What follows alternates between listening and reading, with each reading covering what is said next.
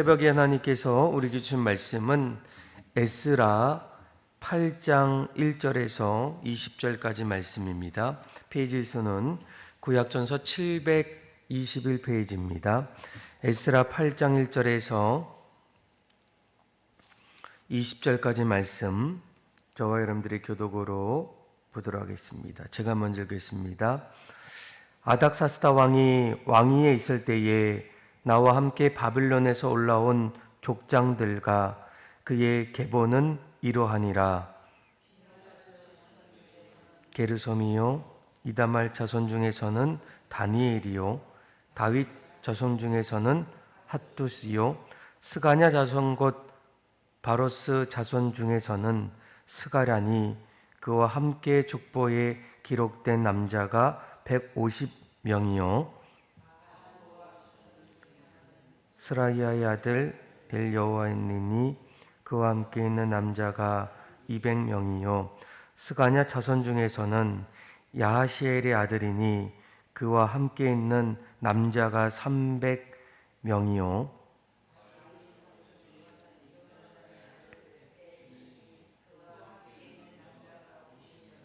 엘렘 자손 중에서는 아달리아의 아들 여사야니, 그와 함께 있는 남자가 70명이요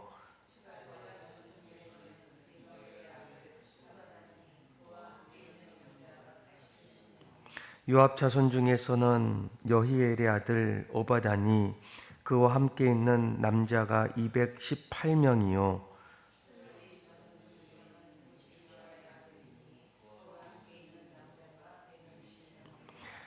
베베 자손 중에서는 베베의 아들 스가랴니, 그와 함께 있는 남자가 28만 명이요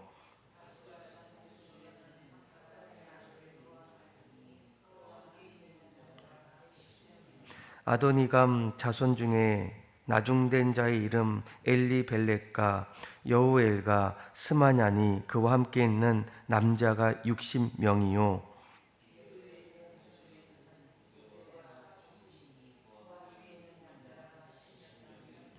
내가 무리를 아하와로 흐르는 강가에 모으고 거기서 3일 동안 장막에 머물며 백성과 제사장들을 살핀즉 그 중에 레위 자손이 한 사람도 없는지라.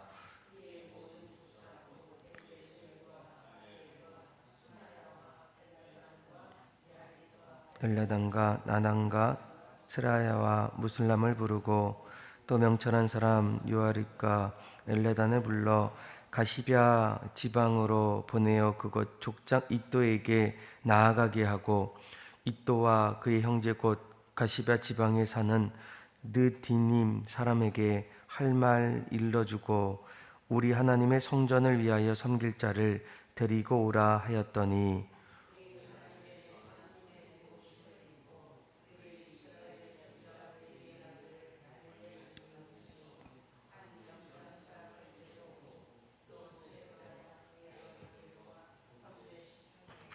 (19절) 그리고 20절 같이 읽겠습니다. 하샤바와 무레아리 자손 중 여시아야와 그의 형제와 그의 아들들 20명을 데려오고 다윗과 백맥들이 레위 사람들을 섬기라고 준 느디님 사람 중 성전 일꾼은 220명이었는데 그들은 모두 지명받는 이들이었더라. 아멘. 계속해서 에스라의 말씀을 같이 살펴보게 되는데, 우리가 이 에스라와 그리고 이 느헤미야 말씀은 이스라엘 백성들이 이제 바벨론으로 이제 포로로 끌려가고 난 이후에 하나님께서 그들에게 은혜를 주시고 또 하나님의 말씀에 따라서 포로된 지 이제 70년 만에 바벨론에서 다시 자신의 고국이었던 예루살렘으로 돌아오는 그 사건, 역사적인 그 사건들을 기록한 말씀이 에스라와 그리고 느헤미야의 말씀이에요. 그래서 여러분들이 이제 바벨론 포로로 끌려갔던 이스라엘 백성들이 다시 예루살렘으로 돌아왔던 그 내용들을 하나하나 보기 위해서는 반드시 에스라와 그리고 느헤미야 말씀을 함께 보시면 상당히 이해되고 또 그 안에서 주시는 그 말씀들을 깨닫게 됩니다. 보통 우리가 이 이스라엘 백성들이 바빌론에서 이제 예루살렘으로 귀환할 때 보통 세 번에 걸쳐서 이제 3차에 걸쳐서 돌아오게 돼요. 그러니까 첫 번째 귀환할 때에는 이제 주전 538년도에 지도자였던 수룹바벨과 그리고 제사장이었던 예수아와 함께 1차로 이제 귀환하게 되고, 그리고 두 번째 이제 458년도죠. 그러니까 오늘 우리가 읽었던 8장, 그러니까 7장부터 이제 10장까지는 지도자였던 학자 겸 지도자였던 에스라와 함께 두 번째로 이제 이스라엘 백성들이 이렇게 세 번에 걸쳐서 나눠서 이제 돌아오게 돼요. 그리고 3차는 444년도 이제 느헤미야를 통해서 마지막으로 그들이 바벨론에서 예루살렘으로 돌아오게 됩니다. 수룹바벨을 통해서 그리고 에스라를 통해서 그리고 느헤미야를 통해서 그들이 돌아올 때 각각 그때마다 조금 특징이 있어요. 이제 그 수룹바벨에 돌아왔을 때는 무엇보다도 그곳에 모든 것이 폐허가 됐을 때, 아무것도 남지 않았을 때 이스라엘 백성들이 돌아와서 가장 먼저 성전의 기초를 하나하나 다지게 됩니다. 물론 그곳에 있었던 여러 방백들을 통해서 방해되었지만 훗날에 이제 여러 선지자를 통해서 다시 성전이 재건되는 그런 일들이 이제 에스라 1장부터 6장까지 이제 진행이 되고, 그리고 7장부터 오늘 우리가 읽었던 8장, 이제 9장, 10장까지는 에스라를 통해서 그들이 그곳에 돌아왔을 때 율법을 회복하게 되고, 또 영적인 개혁들, 그리고 그동안 바벨론 포로로 끌려갔을 때 여러 이방 사람들, 그래서 그들이 혼합적인 결혼들을 하게 되는데 이 모든 것들을 하나하나 새롭게 개혁하는 일들이 이제 그 에스라를 통해서 이루어집니다. 그리고 나중에 이제 느헤미야 말씀을 보면 이제 느헤미야는 그것에 와서 이제 무너졌던 성벽들을 하나하나 이렇게 재건하게 돼요. 그리고 공동체의 개혁들을 하나하나 이루어 나갑니다. 오늘 우리가 읽었던 이제 에스라 8장을 보게 되면 이제 1절에 이렇게 얘기하죠. 아닥사스다 왕이 왕위에 있을 때에 나와 함께 바벨론에서 올라온 족장들과 그들의 계보는 이러하니라라는 거예요. 그러니까 에스라가 이제 바벨론 포로로 끌려갔을 때 다시 그들이 예루살렘으로 2차 돌아올 때에 그때의 귀한 자들의 명단이 누구인지를 하나하나 이제 소개하게 돼요. 그래서 2절에 보면 제사장들의 자손과 또 왕의 자손들이 나오고, 그리고 3절부터 이제 14절까지 말씀을 보게 되면 이제 일반 백성들, 그래서 12 자손들이 나옵니다. 한번 보시면 3절에 이렇게 얘기하죠. 스가냐 자손 곧 바로스 자손 중에서는 스가랴니 그와 함께 족보에 기록된 남자가 150명이요 이렇게 얘기해요.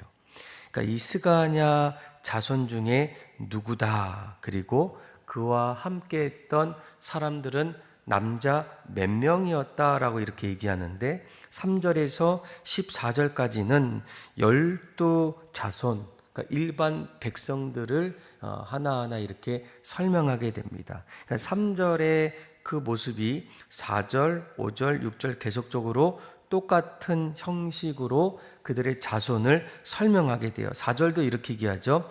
바핫 모압 자손 중에서는 스라히야의 아들 엘 여호와의 니니 그와 함께 있는 남자가 200명이요 이렇게 얘기해요. 또 5절에도 스가냐 자손 중에서는 야하시엘의 아들이니 그와 함께 있는 남자가 300명이요 이렇게 해서 14절까지 12자손 그 명단, 그 숫자를 하나하나 우리에게 말씀해 주고 있어요.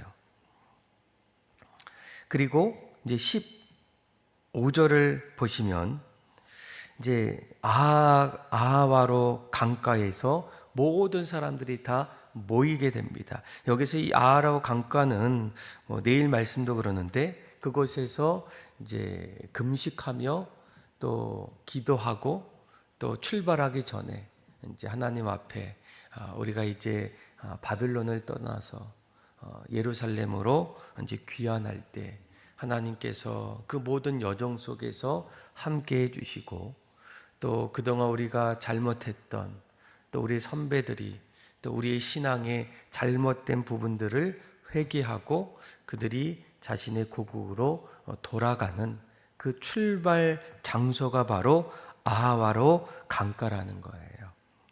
아마 지금의 어떤 이라크를 뜻하게 됩니다. 유브라데 강유역에 있는 그 자리에서 역사적으로 그들이 그곳에 모여서 함께 기도하고 또 인원들을 다시 한번 점검하고 이제 출발하는 그런 자리예요.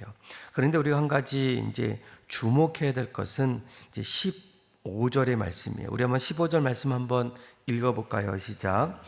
내가 무리를 아하로 흐르는 강가에 모으고 거기서 3일 동안 장막에 머물며 백성과 제사장들을 살핀즉 그 중에 레위 자손이 한 사람도 없는지라. 아멘. 이제 에스라가 이 아하로 강가에서 3일 동안 장막을 이제 살피면서 제사장들을 어떻게 합니까? 살펴보게 돼요. 근데 거기는 한 사람도 없었다라는 거예요. 그리고 나서 하나 더 봐야 될 게 2절의 말씀이에요. 2절의 말씀을 보면 이제 바빌론에서 예루살렘으로 출발하는 그 자리에서 그들과 함께하는 여러 명단들, 계보들을 이제 이야기할 때 2절에 이렇게 얘기합니다. 비나스의 자손 중에서는 게르솜이요, 이다말 자손 중에서는 다니엘이요, 다윗 자손 중에서는 핫두스요라고 얘기해요. 그러니까 2절은 누구를 얘기하냐면 왕의 자손들과 그리고 제사장의 자손을 이제 먼저 이야기합니다. 그런데 그 중에서도 가장 먼저 얘기하는 자손이 누구예요? 제사장 자손이라는 거예요. 비나스의 자손, 그리고 이다말의 자손, 그리고 그 이후에 왕의 자손, 그저 다윗의 자손을 이야기합니다. 그리고 에스라가 레위 사람들을 하나하나 살펴보게 돼요. 여러분, 여기에는 한 가지 중요한 것이 있습니다. 무엇이냐면 이 공동체가 과연 어떤 공동체인지를 우리에게 살펴보게 돼요. 나중에 이제 17절이죠. 17절에 보게 되면 이 레위 사람 또 제사장 그들을 무엇보다 가장 먼저 이야기하고 또 그들을 살폈던 가장 큰 이유가 무엇입니까? 우리 한번 17절 말씀 한번 읽어볼까요? 시작. 가시바 지방으로 보내어 그곳 족장 이또에게 나아가게 하고 이또와 그의 형제 곧 가시바 지방에 사는 느디님 사람들에게 할 말을 일러주고 우리 하나님의 성전을 위하여 섬길 자를 데리고 오라 하였더니. 아멘. 그러니까 성전을 섬길 수 있는 레위 사람들, 또 그 제사장을 가장 먼저 살피고 또 이야기하고 있다라는 거예요. 그러니까 거기에는 이스라엘 백성들 또 귀환하는 이 이스라엘 공동체의 정체성이 무엇인지 그것을 우리에게 말씀해 주고 있습니다. 그러니까 이스라엘 백성들은 어떤 공동체입니까? 하나님을 예배하는 공동체예요. 그들이 예루살렘에서 나라가 멸망할 수밖에 없었던, 또 그들이 그런 가운데서도 다시 돌아올 수 있었던 이유, 그 모든 것 중심에는 바로 이스라엘 백성들이 하나님의 백성이었다라는 거예요. 하나님께서 이제 애굽의 노예로 있을 때, 그때에도 하나님께서 어떻게 하십니까? 모세를 통해서 애굽에 끌려갔던 이스라엘 백성들을 다시금 가나안 땅으로 인도해 주셨어요. 그 모습과 좀 비슷하게 바벨론 포로로 끌려갔던 그 이스라엘 백성들이 다시금 예루살렘으로 돌아왔던 그 모든 중심에는 하나님의 인도하심과 은혜가 있었다라는 거예요. 그러니까 이스라엘 백성들은 하나님의 백성이었고, 거룩한 하나님께서 그들을 통해서 열방을 세워나가기 원하시는 그 큰 비전들을 갖고 있는 공동체가 바로 이스라엘 백성들입니다. 그래서 오늘 말씀에도 이 에스라가 이제 아하로 강가에 섰을 때, 또 그들의 명단들을 하나하나 이야기할 때 가장 먼저 이 나라는 이 제사장 나라라는 거예요. 너희는 택하신 백성이다. 왕 같은 족속이다. 거룩한 나라다.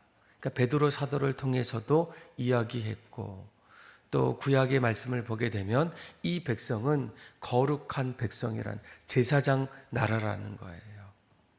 네. 이 말씀을 통해서 이스라엘 백성들이 앞으로 가장 먼저 회복하고, 또 앞으로 해야 될 일들이 무엇인지, 그래서 그들이 실제적으로 돌아왔을 때 가장 먼저 한 일은 성벽을 재건하기보다, 또 곳곳에 있는 여러 터전들을 세우기보다도 가장 먼저 무너졌던 성전을 이제 수룹바벨을 통해서 이제 기초를 세우게 되고, 결국 성전 중심으로 그들의 삶을 이어 나간다라는 거예요. 왜이겠습니까? 이스라엘 백성들은 하나님께서 세워주셨고, 그들을 통해서 이 열방을 만들어가기를 원하시는 하나님의 계획과 섭리가 그 안에 있었다라는 거예요. 오늘 하나님께서 이 땅 가운데에 교회를 세워주신 이유도 마찬가지 아니겠습니까? 하나님이 이스라엘 백성들을 세워주셔서 거룩한 나라로 세워주신 것처럼, 오늘날 예수 그리스도를 통해서 이 땅에 교회를 세워주신 이유도 마찬가지라는 거예요. 교회를 통해서 하나님을 예배하고, 교회를 통해서 잃어버린 영혼들이 다시금 돌아오고, 교회를 통해서 이 땅이 하나님 나라가 되기를 원하는 그 하나님의 간절한 그런 마음들이 바로 교회를 중심으로 이루어진다라는 거예요. 구약에는 하나님께서 이스라엘 백성들을 통해서 이루어 나갔다면, 오늘날에는 하나님께서 피로 값주고 사신 몸된 교회를 통해서 그 일들, 늘 하나님을 바라보고 하나님께 예배하고 또 하나님을 찬양하는 그런 일들이 바로 교회를 통해서 나타나기를 원한다라는 거예요. 사랑하는 믿음의 성도 여러분, 오늘 이 에스라의 말씀을 통해서 무엇보다도 우리의 정체성이 무엇인지, 물론 이스라엘 백성들이 바벨론에서 드디어 자신의 고국으로 돌아오는 그런 너무나도 감격에 벅찬 그런 일들이 일어나는 그 자리에서도 무엇보다 하나님은 에스라를 통해서 너희들이 돌아오는 것도 중요하지만 더 중요한 것은 이제는 잃어버렸던 그 신앙들을 회복하고, 내가 너희를 먼저 택하고 너희들을 부르고 선택했던 그런 너희들의 그 정체성을 회복해서 먼저 성전 중심으로 돌아가고, 그리고 너희를 통해서 열방이 다시금 거룩한 하나님의 나라로 그렇게 세워나갈 수 있는 그런 모습들을 우리가 다시 한번 보면서 우리가 속해 있는, 또 하나님 우리를 교회로 부르실 때 하나님 우리를 먼저 택하시고 우리를 보내신 것은 무엇입니까? 바로 세상을 향해서 나아가라는 거예요. 오늘 1절에도 이렇게 얘기하죠. 아닥사스다 왕이 왕위에 있을 때에 나와 함께 바벨론에서 어떻게 합니까? 올라갔다는 거예요. 그렇죠? 그러니까 그 당시에 이 바벨론, 또 그 이전에 애굽은 어디를 얘기합니까? 세상을 이야기해요. 그 세상에서 하나님께서 우리를 구별하셔서 올라오게 하십니다. 네, 하나님의 백성으로 삼아 주셨다라는 거예요. 우리를 보내주셨다, 선택하셔서 이끄셨다라는 겁니다.